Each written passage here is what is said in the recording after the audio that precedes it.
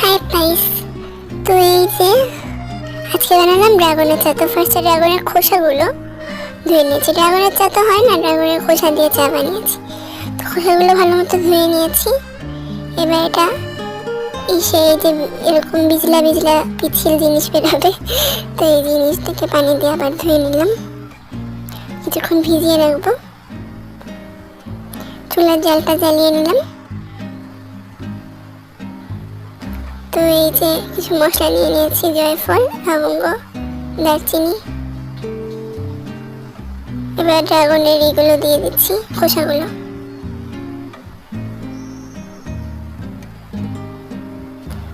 ড্রাগনের অনেক উপকারিতাগুলো আমি ডেসক্রিপশন বক্সে দিয়ে দেবো, প্লিজ চেক করে নিও। এই যে বিজলে বিজলেগুলো বের হয়ে গেছে।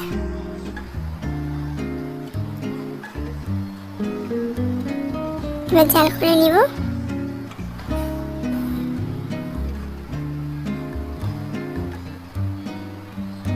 এই যে রং হয়েছে সুন্দর, তো ঢেলে নিচ্ছি। দেখি সুন্দর লাল রং।